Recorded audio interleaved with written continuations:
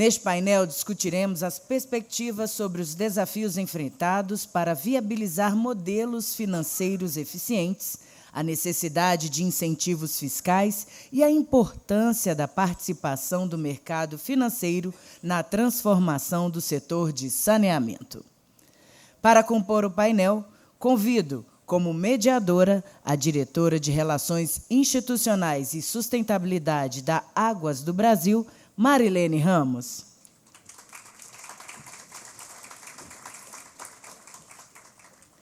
O superintendente de Infraestrutura do BNDES, Felipe Borim.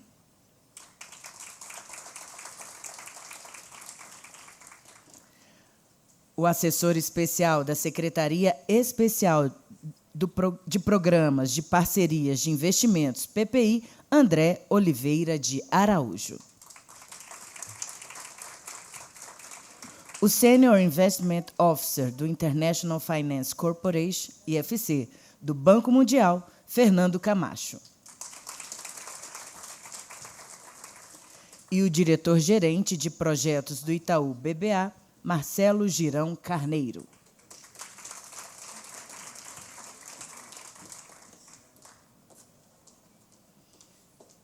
Composto nosso painel, transfiro a condução dos trabalhos a Marilene Ramos.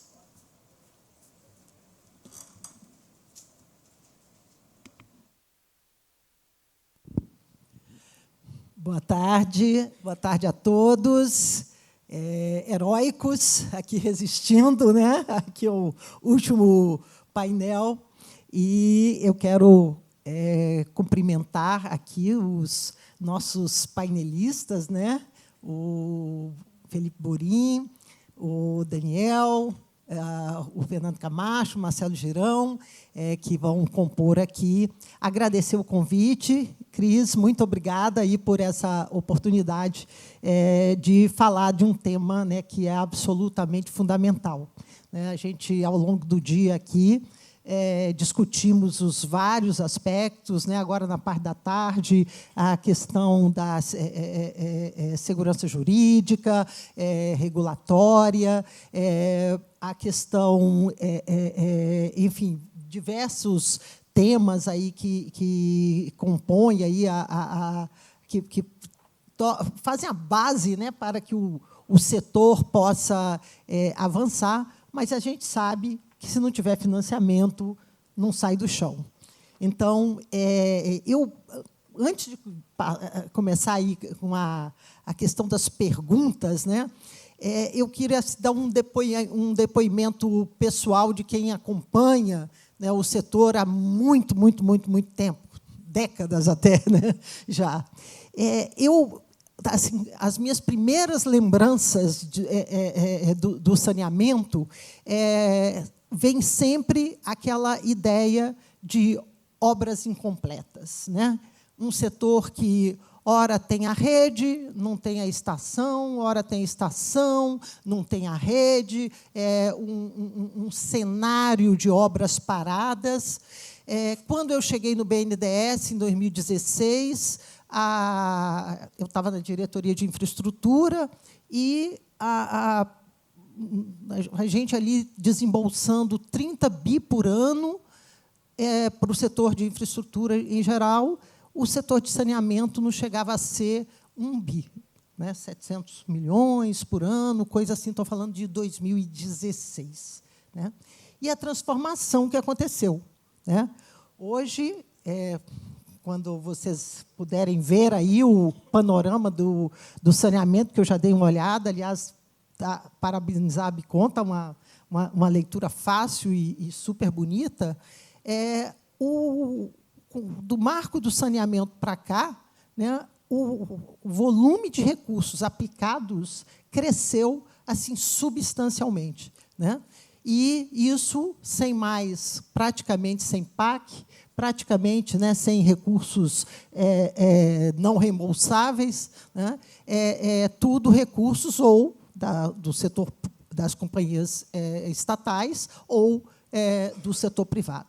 Então, nós já estamos chegando aí na casa dos 25 bi por ano, a valores constantes, né, comparando com 2019, onde a gente tinha algo em torno de 16 bi. Obviamente que a gente sabe que esse setor, assim como qualquer outro setor de infraestrutura, ele leva tempo, né, para alcançar velocidades supersônicas, né? Então, a gente ainda está na fase aí da decolagem e subindo gradativamente, mas a expectativa é que a gente vai chegar aí muito rápido, né? E o senador Alain, ele deu aqui um depoimento sobre uma comunidade lá no Alto Juruá. Eu posso dar um depoimento num município que é uma concessão da Águas do Brasil agora, depois do Bloco 3 da SEDAI, que é Rio das Ostras, um verdadeiro Emirado Árabe, onde, agora, eu não estou falando de muito tempo atrás, não, um bairro inteiro, um bairro chamado Âncora, quem quiser pode ir lá ver, né? O bairro abastecido com caixas d'água comunitárias, com as famílias pegando balde de água para levar para casa para ter água. A prefeitura vai lá com o carro, ia lá com o carro-pipa. Em 3 anos que a Rio Mais Saneamento, né, assumiu lá, isso não é a realidade só da Rio Mais, em geral, de todas as concessões que foram feitas pós-marco. Já duplicou-se a estação de tratamento de água, duplicou-se a adutora, que levava a água para o município, e hoje o município, o bairro Âncora, está interligado à rede. Então, a gente tem que ter a noção, né, que essa situação do saneamento, ela não essa falta de saneamento, ela não é uma característica só de quem está lá nas periferias distantes dos grandes centros. A gente vive isso, né, dentro da região metropolitana, de um município, como eu citei, né, que é um município riquíssimo em petróleo, mas que não conseguia resolver o problema de abastecimento, né? Então, o que a gente vê é que o desafio é enorme, né? E eu posso dar esse testemunho que eu não acredito, né, e toda essa verdadeira revolução que está em curso no saneamento seria possível se a gente não tivesse aqui, né, um BNDES representando os financiadores públicos, né, poderia estar aqui a Caixa Econômica, né, se não tivesse aqui os organismos internacionais, o Banco Mundial e outros, se não tivesse aqui, né, Marcelo Girão, né, o setor privado, os bancos privados, né, que acreditaram e entraram com força desse objetivo de financiar, e se a gente não tivesse, né, todo um trabalho feito aí no âmbito do PPI, setor de estruturação, né, do BNDES. Então, enfim, trabalhou-se muito, mas tem muito mais vindo aí pela frente, né? Só com os leilões, os projetos em estruturação, o que estima-se que nós vamos contratar aí mais 70, 80 bi de investimentos. Já foram 190 bi. Mas, para chegar naquele trilhão, que se fala tanto, né, temos muito aí pela frente. Então, para começar,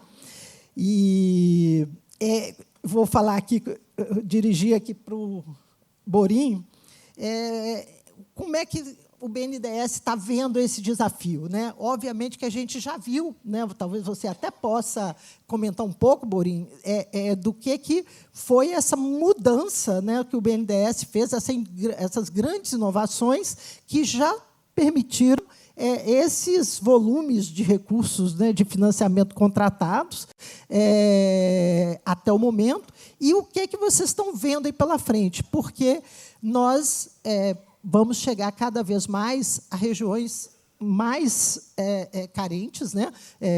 concessões no Nordeste, está aí o Piauí, cadê o Rogério? Está aqui, né? Pará, esses grandes desafios, e o sertão de Pernambuco, né? Tudo isso vindo por aí. Então, talvez a criatividade tenha que ser maior ainda para que a gente, de fato, possa ter sustentabilidade. Aliás, isso é uma pergunta geral para todos, né? E, por favor, aí, à medida que o microfone passar, vocês, por favor, comentem sobre como estão vendo aí esse desafio aí do financiamento.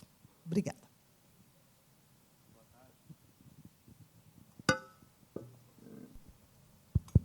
Agora sim.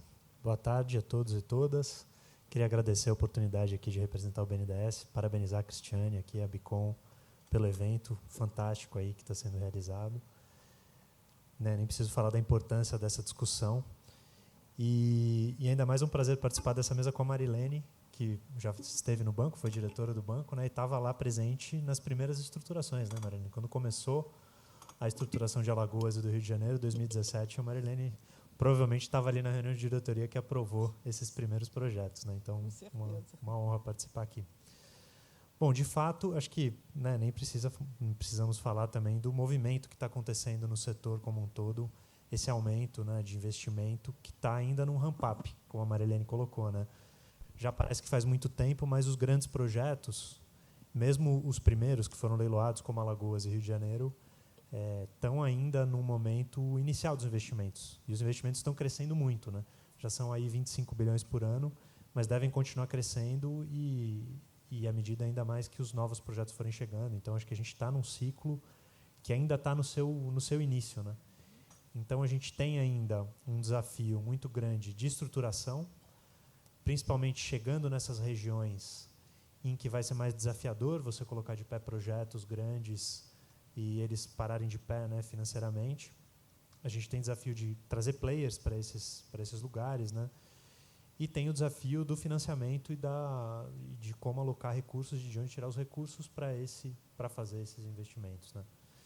E aí o BNDES acho que tem participado bastante, tanto da estruturação, acho que é sabido, né, desde o início, com esses grandes projetos, Alagoas e Rio, o BNDES esteve à frente aí de praticamente todos os grandes projetos. Já foram, se eu não me engano, 16 leilões de projetos estruturados pelo BNDES. Tem mais 8 grandes projetos em estruturação, que totalizam aí mais de 150 bilhões de investimentos. Então, é um volume muito grande, o BNDES está muito dentro dessa parte da estruturação. E também, agora, começando a parte do financiamento, né? Então, esse volume que a Marilene colocou, né, há 10 anos atrás, o BNDES aprovava aí coisa de 1 bilhão, 2 bilhões por ano, né? Só nos últimos 3 anos foram mais de 45 bilhões em financiamentos aprovados e mais de 20 projetos. Isso acho que dá uma amostra da transformação do setor que está acontecendo, né? É um salto muito grande, né, de 1 bilhão para 45 bilhões. E o que é muito interessante é que esses 45 bilhões também não são como eram há 10 anos atrás, que eram muito dependentes de recursos exclusivamente do BNDES. Como que era o financiamento há 10 anos atrás para o saneamento, né? Você tinha ali BNDES e fundings públicos, né, como FGTS, né, bem focados e com muito subsídio para o saneamento, e recursos não reembolsáveis, né, de orçamento público indo para os projetos. E agora mudou completamente, né? Desse volume de recursos, eu diria que 70%, 80% desses 45 bilhões foram realizados via debêntures de infraestrutura, que permitem justamente a gente alavancar os recursos do BNDES com recursos do mercado de capitais. Interessante, o Girão está aqui também, que é um grande parceiro nosso aí em boa parte desses financiamentos, né? Então, a gente pega os grandes financiamentos, como a própria Rio Mais, né? Eles envolvem diversos bancos privados, entrando com recursos, entrando na coordenação das debêntures, prestando fianças bancárias parciais para uma parte desses riscos, e alavancam recursos do mercado privado mesmo, do investidor pessoa física, dos fundos de investimento, e aí acaba atraindo investidores internacionais, né? Então, acho que é um panorama que é muito interessante, tanto pelo volume de investimento que está acontecendo, e a gente está vendo isso chegar na população, está vendo isso chegar, por exemplo, nas comunidades no Rio de Janeiro, está vendo a despoluição da Baía de Guanabara, está vendo várias coisas que chegam na vida das pessoas, de fato, e, ao mesmo tempo, está vendo um movimento para dar perenidade, para dar robustez para todo esse investimento, que é essa atração de recursos, ao mesmo tempo o BNDES entrando com uma parte de recursos públicos a mercado, né, sem subsídio, e trazendo os bancos privados, trazendo o mercado de capitais, trazendo multilaterais, trazendo diversos atores para compor esse financiamento. Então, acho que, de fato, é um momento muito positivo, né, muito animador, estimulante para o setor, tanto para a estruturação, a gente ainda está no início do processo, né, e para o financiamento, então, nem se fale, tem muita coisa para ser feita, né, e acho que os primeiros sinais, os primeiros resultados são muito positivos, né. Agora, quando a gente compara com esse trilhão, né, o número que sempre se fala aí para a universalização, de fato, ainda tem muita coisa para fazer, né. A gente ainda tem um esforço muito grande de estruturação, de mobilização de recursos e do setor público, né, dos próprios estados e municípios aí que estão patrocinando essas concessões e que vão ter um trabalho muito grande de gestão e de acompanhamento desses contratos, né. Tá o Marcos Vinícius aqui também, que é um grande parceiro aí, está fazendo um trabalho fantástico ali no Rio de Janeiro justamente para garantir que esses contratos sejam cumpridos, garantir que os investimentos aconteçam e, ao mesmo tempo, ter atenção para a gestão do contrato, que acaba ficando um pouco em segundo plano, mas ela é fundamental, tanto para garantir que os investimentos aconteçam, garantir que os investidores, né, continuem tendo a rentabilidade ali para os investimentos e garantir a financiabilidade também no longo prazo. Então, acho que é uma concertação aí de diversos atores, ainda tem um desafio muito grande, mas acho que estamos num momento muito positivo, né, e que tem que ser comemorado, e temos que também ter ciência do desafio que tem pela frente. Obrigada, Borim.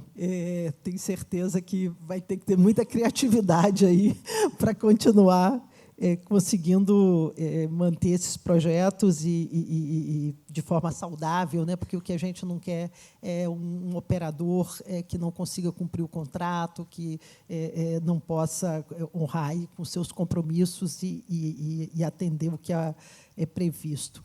Então, eu vou pular o André, que eu combinei com ele deixar por último, que ele vai trazer um assunto, um outro assunto aqui, falando aí com o Fernando Camacho. Fernando, o banco, desculpe, o IFC, né, ele está também como um estruturador, né, e também buscando mobilizar recursos, trazer financiamento, né?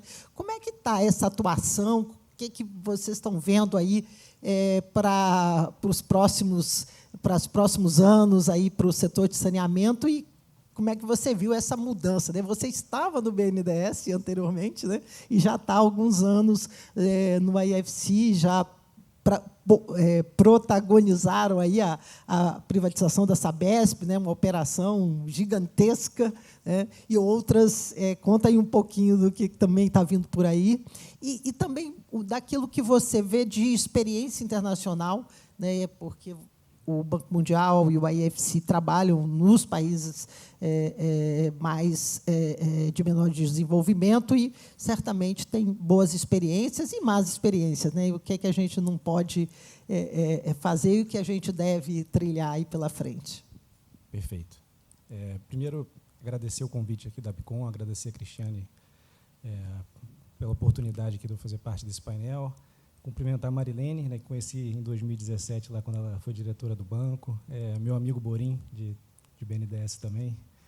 O André, dos tempos de Caixa, né, quando a gente fazia projetos de iluminação pública, eu e o Girão. Então, é um prazer aqui participar dessa discussão com colegas aí do setor. Para quem não me conhece, eu trabalho na área de assessoria de PPPs do IFC. Né, a gente tem uma área de estruturação, assim como o BNDES tem, e temos atuado em diversos setores, e o setor de águas é uma prioridade para a IFC. Né? A Marilene mencionou, a gente teve como projeto recém-executado a privatização da Sabesp, né? Nós assessoramos o governo do Estado em toda a modelagem do projeto.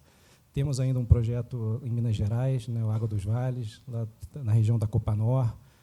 Também estamos iniciando o Universaliza SP, né, apoiando o governo do Estado de São Paulo na continuação aí do projeto Sabesp. Né. Então, é um setor que é prioridade para o IFC, para o Grupo Banco Mundial como um todo.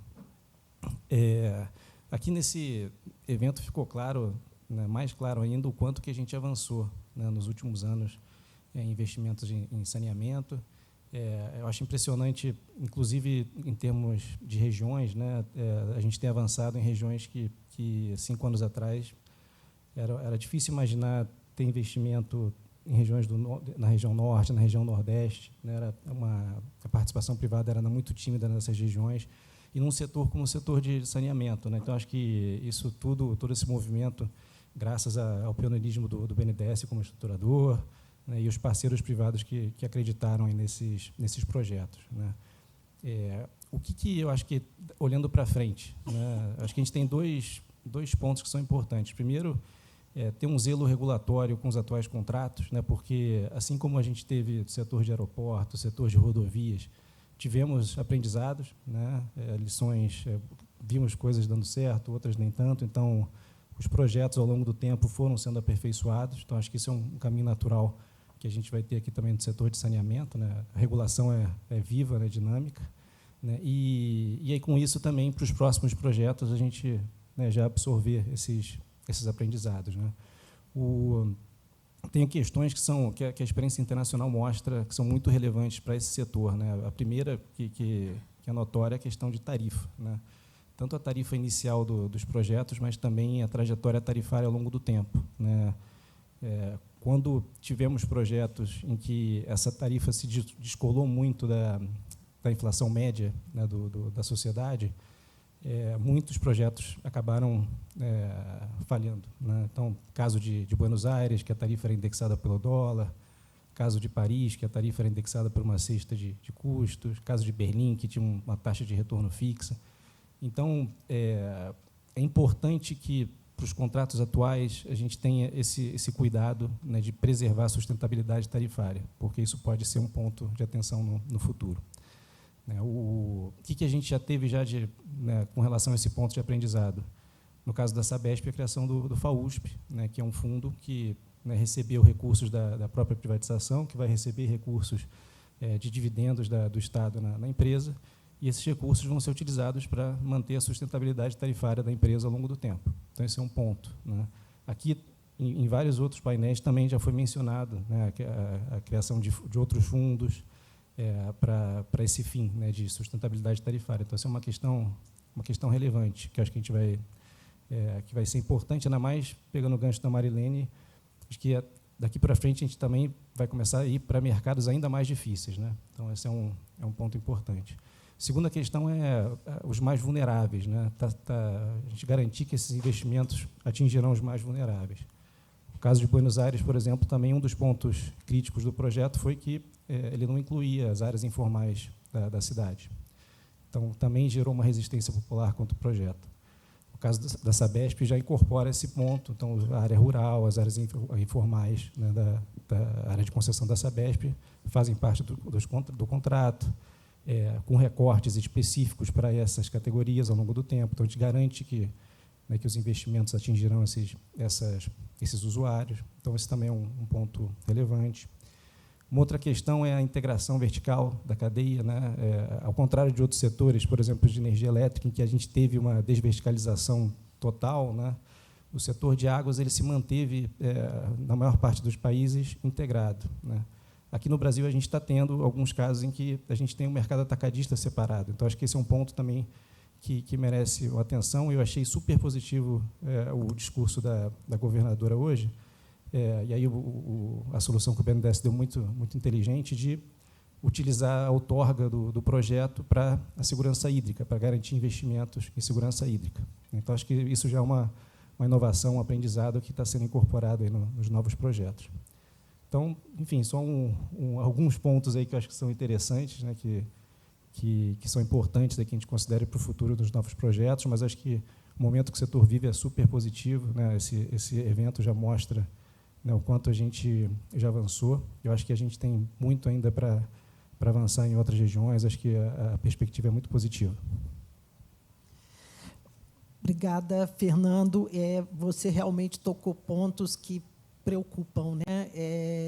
Essa questão tarifa, muitos projetos infelizmente, né, o setor ele carece de dados absolutamente confiáveis, né, totalmente, tem muita imprecisão dos dados de partida, e isso acaba trazendo essa necessidade aí de reequilíbrios e tal, e que se colocar tudo em tarifa, a gente corre, né, esse risco, e aí é tudo, né?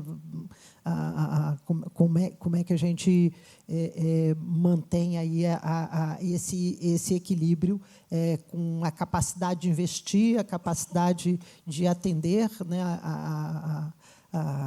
as metas de universalização e, ao mesmo tempo, também trabalhar em modicidade tarifária. E aí, então, eu acho que é até um bom gancho aí para o Marcelo, né, Marcelo, porque de repente a Faria Lima descobriu o saneamento, né? E eu acho que talvez você que também está bastante tempo aí já trabalhando nesse setor, pudesse aí nos dar essa visão, né, do que tem sido fundamental para que o setor se torne atrativo aí aos investidores privados, e aí aproveitar também para te colocar um tema que aqui esse painel, né, o financiamento sustentável, né, quando a gente fala de financiamento do setor de saneamento, a gente parte do princípio que já é um setor, né, que ele atende, né, aos requisitos ASG, né? Porque são investimentos com imenso impacto social, imenso impacto ambiental, e, se feitos aí dentro dos melhores padrões de governança, podem atrair aí, também investidores que olham, né, para esse tipo de investimento. Então, queria ver você falando um pouco aí como é que é essa visão aí do setor privado. Legal. Bem, queria agradecer também a Bicom e parabenizar pelo evento. É uma honra estar representando o banco aqui no painel, e também como patrocinadores. Aqui acho um sinal do quanto a gente considera o setor, a relevância do setor dentro do banco. E você está correta, Marilene, a gente... acho que eu sou responsável pela área de Project Finance no banco, então projetos de infraestrutura, energia, óleo e gás, mineração, passam lá pela nossa área. E lá pelos idos de 19 e 20, no meio da pandemia, me lembro bem de um grande movimento que a gente fez dentro do banco de educação das pessoas, do que estava por vir, né, da grande onda do setor de saneamento, discussões sobre o marco legal, das demandas de investimento, o famoso trilhão, como que isso ia ser financiado, e acabou que o outro setor já começou grande, né, com os leilões do Rio, de Alagoas e os outros que vieram na sequência. A representatividade na carteira, não só do banco, mas do próprio BNDES, como foi dito, do mercado de capitais, cresceu bastante, fundamentado, e contando que, de fato, os projetos são muito bem estruturados, que os contratos são robustos, que o marco nasceu ainda carente de vários aperfeiçoamentos, várias regulações, as normas de referência estão saindo, as agências, que foi dito, né, mais cedo, se fortalecendo, e eu acho que é muito importante o ponto que foi colocado sobre o respeito regulatório, digamos assim, dos contratos. A questão dos reequilíbrios é inexorável, são projetos super complexos, um dispêndio de capital enorme num prazo que agora é relativamente curto, e os equilíbrios são importantes não só para o acionista, mas para os financiadores também, né? E há projetos que têm uma complexidade das estruturas de financiamento, como foi colocado aqui pelo Borim, multifontes, e aí a gente está falando de BNDES, agências de fomento, bancos comerciais, pessoas físicas que investiram as suas economias lá nas debêntures incentivadas. Então, o reequilíbrio, o respeito aos contratos é fundamental para que a gente não rache a porcelana, né? E não aconteça que a gente tenha questionamentos, acho que do mercado, dos investidores, que o marco não é sólido, que os contratos não são sólidos. Então, é um cuidado que nós devemos ter, mas até o momento acho que tem sido super bem sucedido. Das debêntures incentivadas emitidas desde 2019, dados da Ambima, a gente tem algo como 470, 480 bilhões emitidos. O setor elétrico ainda é o maior, seguido de transportes e rodovias, que esse ano, by the way, está empatado com energia.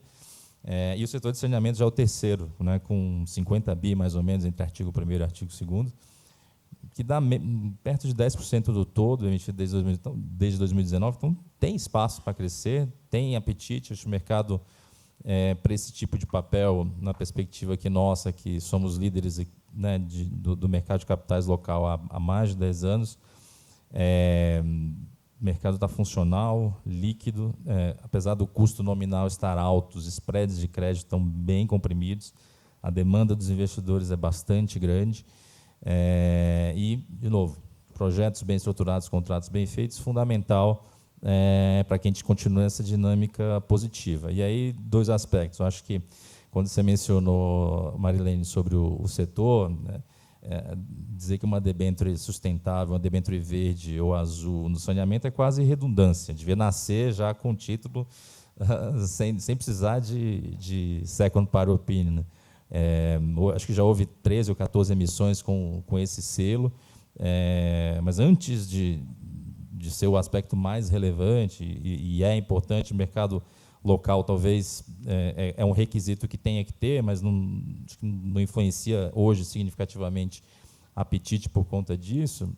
O importante é que, de novo, o papel e o projeto seja sustentável e robusto o suficiente.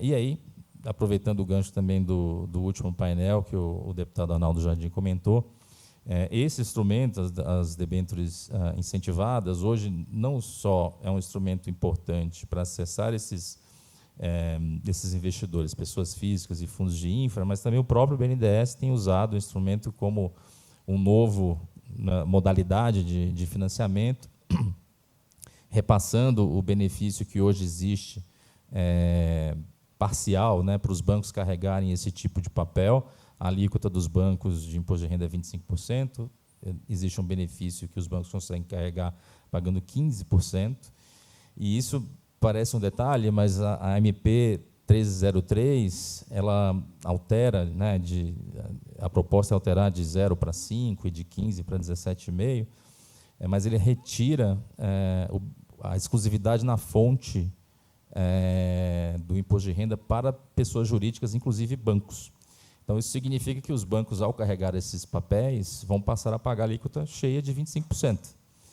E hoje, de todo o montante de debêntures emitidas no último ano, mais de 50% desse volume no mercado primário foi encarteirado por instituições financeiras ligadas à emissão. Então, nesse cenário da 1303, se os bancos perdem esse benefício parcial, este apetite de carregar esses papéis sem o benefício vai diminuir significativamente, ou o preço vai aumentar significativamente, porque a participação dos bancos é muito relevante. Por que os bancos carregam isso no mercado primário? Porque ou são emissões muito grandes, que o mercado não consegue absorver de uma vez, ou são projetos que ainda precisam amadurecer antes de chegar no investidor final, pessoa física, então os bancos carregam por um período e vão vendendo aos poucos, ou ainda possibilitam o desembolso faseado do BNDES, como tem feito aí em grandes projetos, e ao passo que, se os bancos perderem essa condição, também haverá um impacto no próprio financiamento do BNDES. Então, assim, cuidados que temos que ter, né, nos pontos que eu toquei, mas, por outro lado, acho que a Faria Lima, o mundo dos investidores, veem o saneamento, sem dúvida, como uma avenida grande de oportunidades e investimentos, e confiam no que foi feito até agora. Obrigada, Marcelo. Eu acho que, Rogério, você, como presidente da BICON, né, juntamente aí com a Cris, essa agenda do 303 a gente tem que assumir, né, porque não dá para pensar que a gente possa ter uma reversão aí, e ainda mais num cenário, né, de juros muito altos, que a gente não sabe por quanto tempo vão persistir, e, como falamos, né, a gente indo para projetos cada vez mais difíceis em termos de capacidade de pagamento desse público. Então, obrigada, Marcelo, acho que você deu uma visão aí bem completa, né, do que são esses desafios aí para a gente continuar contando, né, com essa grande parceria aí do setor privado junto com as nossas instituições mais tradicionais. Aí, Borim sozinho não dá conta, né, Borim?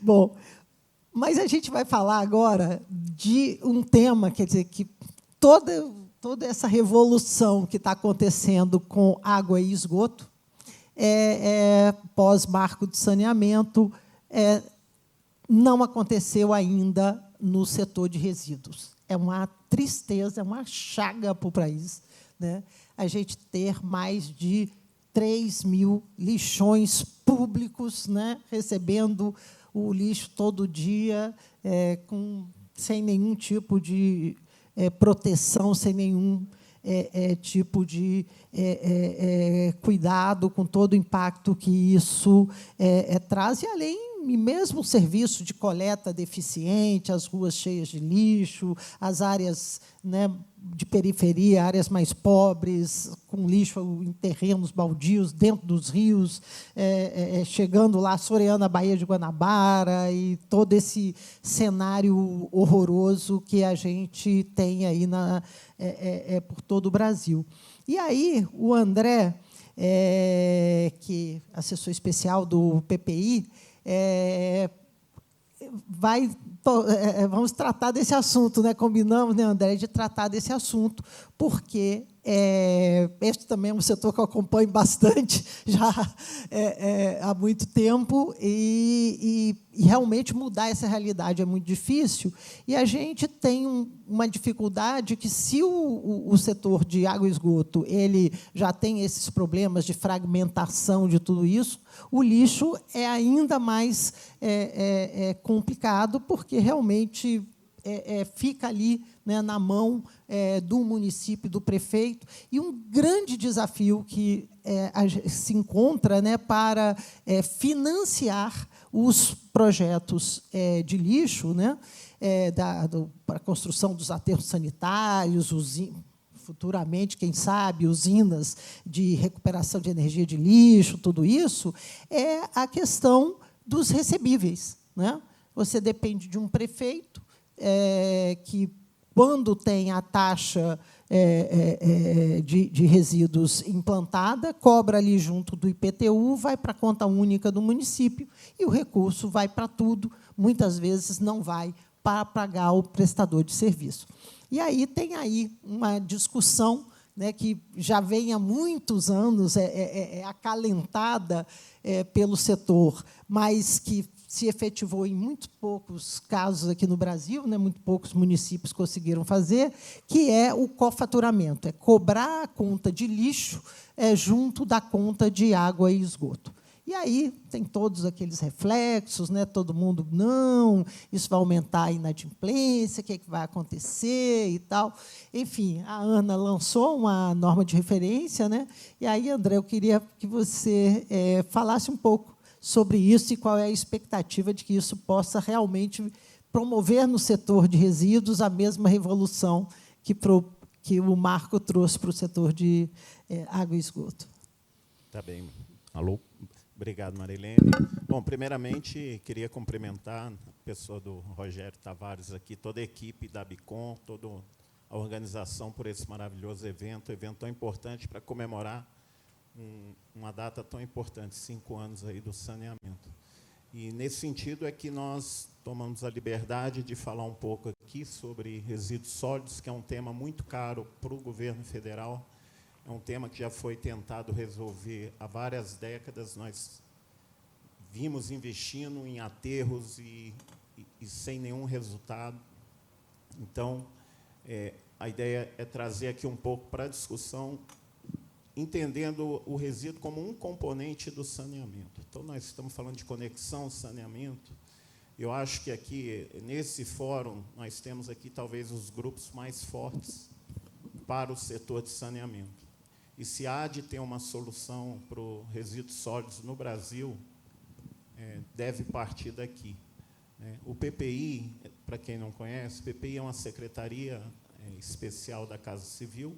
Ela faz a gestão de um programa de parcerias, é como se fosse uma unidade de PPP federal, onde ela faz a articulação das políticas públicas com mercado, com investidores. Então, para isso, nós apoiamos institucionalmente,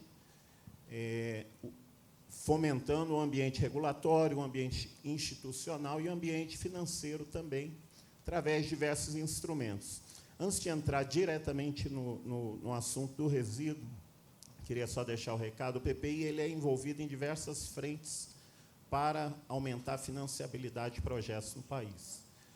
Recentemente, nós apoiamos muito, aí, junto aos ministérios, a edição das portarias das debêntures de infraestrutura, muito importante na área de saneamento, na área de iluminação pública e outros setores. O setor de saúde está em consulta pública, logo em seguida deve vir a educação, muito importante para termos instrumentos. Além disso, instrumentos de garantias também, junto com organismos multilaterais.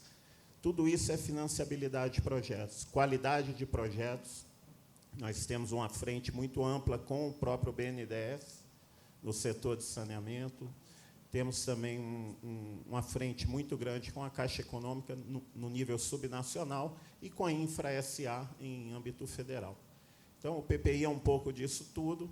E, dentre um dos projetos que nós temos muito carinho e muita ambição de tentar resolver, é o setor de resíduos sólidos.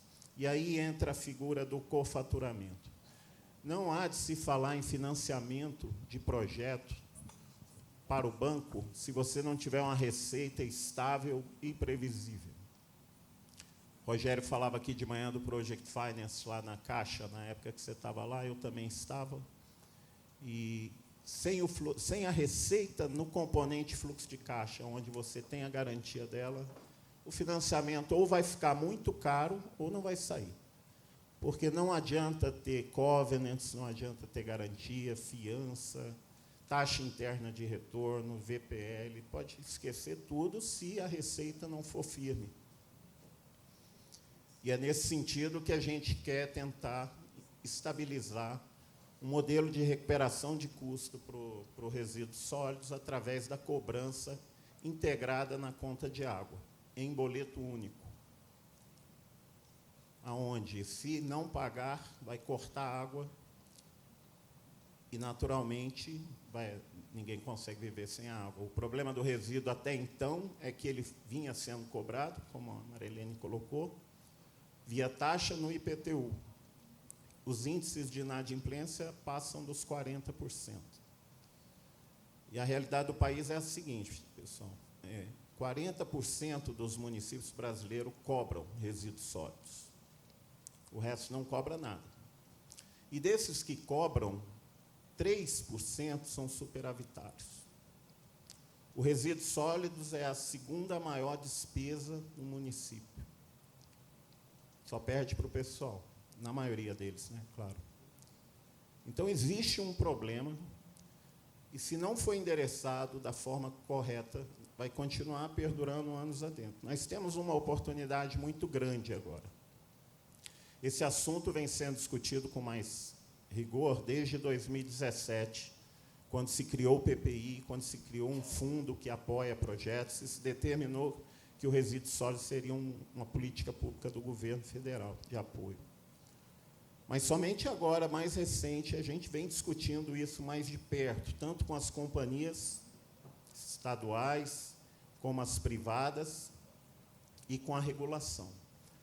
Nesse momento, está em consulta pública, a norma consulta pública número 6, que trata de um capítulo de cofaturamento, determinando as condições em que serão feitas. As agências infranacionais terão que fazer seu próprio regulamento, e trazendo uma série de instrumentos de salvaguardas para a proteção do operador de água, para a proteção da população, a transparência, a possibilidade de reequilíbrio em caso de aumento de inadimplência, e uma série de responsabilidades e direitos regulados através de uma minuta de contrato, que, inclusive, foi sugerida pela própria PPI, que é uma minuta de contrato que nós já vimos discutindo, e a Ana achou por bem a gente apresentar e foi proposto.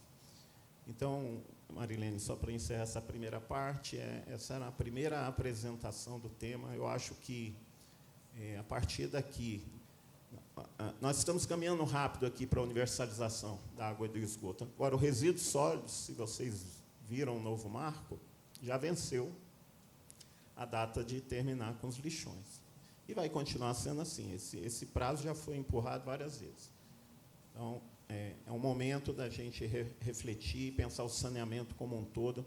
E olha que eu não estou nem falando da drenagem ainda. Vamos primeiro passar para o resíduo, depois a gente ajuda a pensar, né, Vanusa? Depois a gente ajuda a pensar aí na drenagem, numa forma de dar sustentabilidade. Obrigada, André.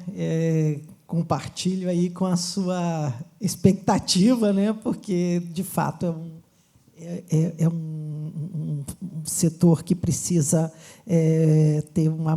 passar aí por uma mudança radical. E a gente sabe que não é o único entrave, né?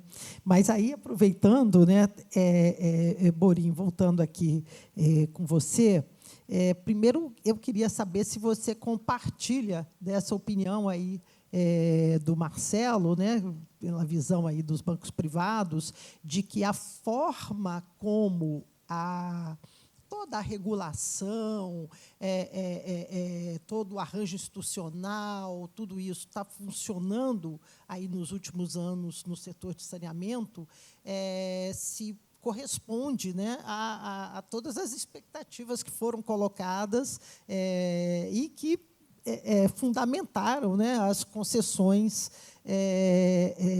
desses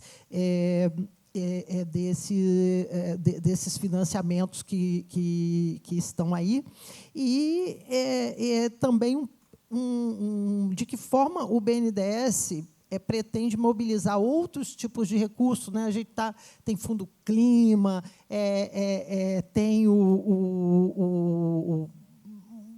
recursos que têm sido buscados, né, até externamente para o BNDES, para um setor que, como falamos aqui, né, um setor que tem qualquer financiamento, já estamos falando de um financiamento com todas as características de green bonds, blue bonds, como de financiamento sustentável, né? Então, bom, aproveitando nessa sua passagem, também como é que o BNDES está vendo aí esse movimento para financiar resíduos sólidos, né? Porque houve um momento que o financiamento de resíduos sólidos travou por conta aí dos prazos do marco legal, né? E a dificuldade que teve aí, momentânea, mas que creio que os financiamentos voltaram, né? Obrigado, Marilene. Bastante assunto aqui para a gente falar. Né? Acabei juntando três coisas pois mas está ótimo. numa pergunta só. Assuntos muito pertinentes e interessantes. Acho que, começando pela questão dos contratos, né, acho que o Girão colocou um ponto bem importante, que tem a ver com o que o Camacho falou também sobre a questão das tarifas, né, e aí o Girão colocou a questão da gestão dos contratos e desse acompanhamento. E, de fato, é muito desafiador, né? A gente já sabia na estruturação dos projetos que a qualidade das informações não era ideal, estava longe do ideal, né? Então, os projetos já foram estruturados de maneira que esse risco ficasse alocado no poder público, porque você não tinha como ter certeza das redes, né? Na maior parte dos lugares a gente não consegue saber o estado real das redes ali de esgoto e de água e até onde elas vão, né? Então, esse trabalho da gestão dos contratos é muito importante, e é muito importante como que isso vai ser viabilizado, né? Então, tentando responder um pouco a primeira pergunta, acho que a gente está vendo resultados muito positivos já nesse início, né? Os investimentos estão acontecendo, isso está chegando na população. Agora, tem um desafio muito grande dessa gestão dos contratos para evitar ir por esse caminho que o Camacho colocou de ter reequilíbrios muito grandes em tarifas, por exemplo, e isso começar a virar um problema, né? Então, acho que a gente está nesse momento de começar a pensar nessa gestão dos contratos e encontrar soluções para que esses projetos sejam perenes e que sejam um consenso de sucesso, né, até o final. Então, acho que a gente está num momento importante de fazer essa discussão e de procurar essas soluções, né? E, do lado do financiamento, falando dos instrumentos, também é muito interessante falar porque no BNDES a gente tem tentado trazer instrumentos novos para financiamento, né, no geral, em infraestrutura. Então, debentures acho que é o grande guarda-chuva, mas a gente tem tentado fazer muito o Project Finance, e o Project Finance puro, né, que é o non-recourse, que a gente consegue fazer só com as garantias do projeto, né, sem ter que exigir garantias de fora. E isso, de fato, é muito desafiador, e principalmente no resíduos sólidos, né, como o André colocou, de fato, a gente está longe no resíduos sólidos de fazer esse tipo de estruturação. No saneamento a gente consegue fazer, né, a gente consegue fazer estruturações bem sofisticadas, os modelos tão robustos, né, do ponto de vista do financiamento. Agora, nos resíduos, de fato, a gente está muito longe. Mas, mesmo assim, a gente tem procurado trazer novos instrumentos. Então, acho que o primeiro ponto, como você colocou, Marilene, a gente ficou alguns anos, desde a publicação do marco, o BNDES sem financiar resíduos sólidos. A gente retomou em 2024. Foi necessário todo um trabalho jurídico para a gente conseguir ali encontrar um ângulo e sustentar juridicamente o financiamento para resíduos com o arcabouço do marco. Mas a gente conseguiu financiar para projetos privados, a gente está conseguindo financiar. E, recentemente, a gente aprovou um financiamento que foi o maior da história do BNDES até agora para resíduos, que é o da Loga, lá em São Paulo. E ele é um financiamento muito interessante. É um financiamento de 350 milhões, aproximadamente, mas é muito interessante porque ele traz vários desses novos instrumentos que você mencionou, né? E acho que ele junta, e esses instrumentos também se aplicam para o saneamento, né, para água e esgoto. Então, nesse financiamento da Loga, a gente teve ali FINEM, que é a linha tradicional do BNDES, né, de financiamento bancário direto. A gente teve debentures, a gente teve Fundo Clima, que é um recurso super importante para incentivar investimentos, né, ligados ao meio ambiente, bem específicos, né, mas que permite alavancar. Então, ali a gente colocou 50 milhões de Fundo Clima e isso alavancou o financiamento de 350 milhões. Né. E teve também o EcoInvest, com 20 milhões. Então, é muito interessante, porque a gente juntou ali vários instrumentos. Com isso, a gente conseguiu fazer um financiamento importante, um projeto super legal de aterro sanitário, mas, ao mesmo tempo, tem geração de energia, tem coleta, tem caminhões a biometano. Então, é um projeto bem legal da Logo. E alavancou diversos tipos de recurso com o EcoInvest. Além de tudo isso que eu falei, pela exigência do EcoInvest, a gente trouxe também recurso externo, né? Então, tem captação com multilaterais que a gente está usando também nessa alavancagem requerida do EcoInvest. Então, acho que juntando esses instrumentos, acho que a gente tem instrumentos, né? O governo federal tem se esforçado e tem fornecido instrumentos para viabilizar esses financiamentos. O Fundo Clima, o EcoInvest, os bancos públicos federais, né? Isso junto com o mercado de capitais, e aí a importância das debentures, né? Que é um instrumento que faz essa ligação. Acho que a gente tem aí o arcabouço para fazer essa mobilização dos recursos privados e públicos para fazer frente a essa necessidade de investimento. Né? Acho que isso é uma coisa meio inédita, esse tamanho do mercado de capitais e o que está sendo possível fazer no financiamento, acho que é uma coisa inédita. Né? A gente teve aí, o ano passado, 140 bilhões, né, de debentures para a infraestrutura, que mostra, né, antigamente eram praticamente dependentes exclusivamente do BNDES e dos bancos públicos. Né? Agora a gente tem, de fato, o recurso privado indo para a infraestrutura. É algo meio inédito e acho que a gente tem uma potência muito grande para ser explorada ainda para a gente conseguir fazer frente a esses investimentos. Excelente notícia, né? Excelente notícia para o setor de resíduos, e eu acho que água e esgoto também podem aí se beneficiar aí com esse blend de fontes. E aí, já perguntando tanto ao Fernando quanto ao Marcelo, né? Como é que vocês veem essa... nós estamos num cenário, né, de juros elevados, então que é muito complica muito aí a financiabilidade dos projetos, e a gente tem aí investidores internacionais que buscam, né, esse segmento ASG. E como é que vocês veem aí o apetite aí para trazer esses recursos externos? É um bom momento? Como é que fica a questão de risco cambial, né, que fica sempre pairando sobre um setor, né, já que não podemos indexar tarifas a dólar, porque já viu que isso dá errado. Como é que tanto o IFC quanto o setor privado está vendo aí essas possibilidades aí de trazer esses blends aí de fontes para o setor de saneamento? Eu posso começar aqui. Bem, como você bem colocou, o setor é 100% em reais, né? Então, as fontes de financiamento naturalmente são em reais, mas a gente tem companhias grandes do setor que acessaram o mercado externo, fizeram captações bastante competitivas e fazem suas políticas de hedge cambial, e a gente sabe que é um tema de longa data no Brasil, hedge de longo prazo, né? Qualquer coisa ali acima de 10 anos já é bastante líquido, mais caro e etc. Mas corporações que, né, fazem liability management fora do esqueminha de project finance, acho que é um bolso interessante de se acessar. Tanto o EGE quanto o Sabesp acessam esse mercado já com sucesso, com demanda.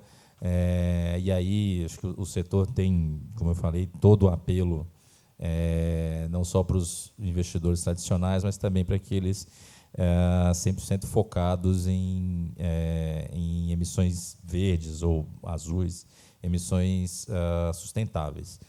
E quando você olha os players, né, que estão dentro do setor, você tem, né, players estrangeiros que entraram com equity, né? Você vê a CIMI, os espanhóis lá em Alagoas, os canadenses na Iguá, GIC na EGE já há bastante tempo. Então, acho que o setor tem sua atratividade. Agora, a moeda, sem dúvida, reduz bastante, né, a disponibilidade e o apetite desses investidores lá fora. A volatilidade é grande. Acho que até um dos temas dentro do EcoInvest é buscar soluções de hedge de longo prazo, pensando no equity, né, desses investidores. Os private equities, a gente viu algumas vezes private equities que têm ciclos de investimento relativamente bem definidos, ali 7, 10 anos, fizeram um ótimo retorno em reais, mas quando olhou o retorno em dólar, foi um retorno pífio. Então, é um tema, é uma dor de longa data, que acho que deve ser observada e trabalhada, mas, como eu falei na minha fala anterior, eu disse na minha fala anterior, acho que o tamanho do pipeline, a robustez dos projetos que têm saído, sem dúvida, é um atrativo que se mostrou real com a entrada desses novos players aqui no setor. Agora, está num momento de custo de capital altíssimo. Então, para o retorno do projeto suportar esse nível de custo de capital, não tem segredo, a matemática está lá, vai refletir numa tarifa mais alta, e para que comporte esse custo de capital que a gente está vivendo. Há alternativas para se mitigar isso, né, tomar financiamentos por exemplo, de médio prazo, antes de travar e refinanciar depois, antes de travar um custo muito alto por um prazo longo. A gente vê companhias fazendo isso, teve a iniciativa do Ministério dos Transportes da reemissão das debêntures de infra, acho que pensando um pouco nesse aspecto. Então, acho que tem maneiras de tentar driblar esse momento que a gente está vivendo de custo de capital alto, e a expectativa é que o juro real comece a baixar aí no futuro próximo. Fernando faz um comentário também. Eu vou só complementar rapidamente. Acho que, como o Girão mencionou, né, acho que nos últimos 10 anos tivemos a entrada de vários players estrangeiros, em especial nas holdings, né? Então, mesmo, e essa questão de câmbio sempre foi uma questão estrutural, né? Agora, em alguns casos, dependendo do ticket da operação, isso pode impactar, em especial, a parte de equity, né? Então, a gente teve muito essa discussão, por exemplo, no projeto Sabesp. Do ponto de vista de estruturação, a gente tem formas de tentar mitigar isso. No setor de rodovias, por exemplo, a gente elaborou um mecanismo cambial que utilizava contas vinculadas para mitigar, né, o risco cambial. É limitado, né, porque depende dos recursos que são gerados pelo próprio projeto, em geral outorgas variáveis, né, mas é uma forma de tentar, né, atrair investidores estrangeiros para projetos específicos, mas também tem um fôlego limitado, né? Acho que aí é uma questão que realmente tem que se resolver ao longo do caminho, se a gente quiser atrair, né, mais gente de fora. Esse tema é sempre conversa-se, né, mas a gente sabe das limitações que o país tem, e muitas vezes, num outro evento, nós fomos questionados, né, sobre isso. Tem poucos entrantes no mercado. E, na verdade, todos os players nacionais estão no mercado de saneamento hoje, né? A questão de trazer entrantes de fora tem sempre aí essa limitação e outras inseguranças, né? Falamos aqui, né, também, todo dia a gente tem um susto, né? Falamos aqui, por exemplo, da questão da reforma tributária, né, um impacto que vai trazer aí para o setor, enfim. O Marcelo trouxe aí essa questão essa ameaça aí para as debêntures, enfim, tem que ter muito jogo de cintura, muita flexibilidade para levar. Mas, para encerrar, André, te dá aí de novo a palavra, só para a gente falar um pouquinho de qual é a sua expectativa aí de próximos passos, o que vai acontecer com essa questão de cofaturamento. Eu só ia te comentar uma coisa. Quando, ali em 2016, quando o BNDES colocou, né, que o saneamento como um tema prioritário para o banco, né, e se reestruturou para poder trabalhar o tema, a gente fez uma grande aliança com a Casa Civil, e a Casa Civil estabeleceu uma mesa, né, de discussão sobre quais eram os entraves que impediam a entrada do setor privado no saneamento. Me lembro perfeitamente, na época era o ministro Padilha, que era o da Casa Civil, e estava todo mundo sentado ali, e ponto por ponto, né, e daquilo ali saíram aquelas 2 medidas provisórias que, infelizmente, caducaram, mas depois resultou aí no aproveitamento de um PL que estava no Congresso e virou o marco do saneamento, né, que está permitindo aí toda essa mudança. Então, existe essa união em torno do tema resíduos como um tema central, né, estabelecido, com esse tipo de procedimento de discussões regulares e buscar identificar os entraves, dizer como é que nós vamos enfrentar esses entraves e tocar para frente para a gente poder promover esse avanço aí nos resíduos? Existe, sim. eu falei anteriormente, o momento é muito oportuno, é uma pauta do momento, tanto em ambiente institucional como de mercado, né? Já existem companhias que estão enxergando isso muito mais como uma oportunidade do que como um risco, porque, afinal de contas, as companhias de água são as que melhor têm gestão sobre o risco. São elas que medem, a medição é feita por elas têm todo o acesso à informação. E, no mínimo, se não quiser operar resíduo, pelo menos arrecada uma taxa de cofaturamento, que é interessante. E nós, só um parênteses aqui com relação à norma, nós determinamos lá de que essa taxa não será compartilhada para fins de modicidade, em benefício da política pública que se quer atingir. Então, a gente vê com muito otimismo, há um grupo importante trabalhando nisso, inclusive pensando até em modificar a lei 11445, em determinado momento ela dá discricionariedade para os prestadores sobre a cobrança cofaturada. A ideia é que essa discricionariedade seja do titular do governo, do executivo, o prefeito ou o governador. Então, existem coisas sendo feitas no momento para a gente poder implementar isso, e a gente está bem confiante. O que tem que se criar, de fato, eu acho, é a cultura do poluidor-pagador, que é um dos princípios da Política Nacional de Resíduos. Diferente da água, todo mundo está acostumado a pagar água, o resíduo não está acostumado, vocês viram os números que eu falei. Então, há de se criar essa cultura e há de se criar a cultura do pagamento cofaturado, porque a água e o esgoto já é cofaturado. Por que não haveria de ser o resíduo, se é um dos 4 componentes também? Então, é uma discussão difícil de lidar, é uma quebra de paradigma absoluta, mas é um caminho possível para a gente, de fato, resolver o problema do resíduo sólido no país. Quem vê as imagens de lixões é deprimente. Nós vivemos numa era medieval em 2.500 municípios brasileiros. Então, realmente é uma tragédia.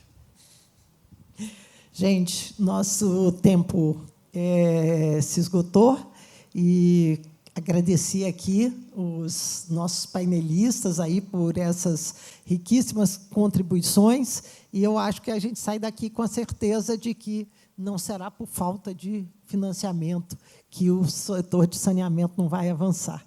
Então, acho que o setor de saneamento, nesses 5 anos de marco, está de parabéns,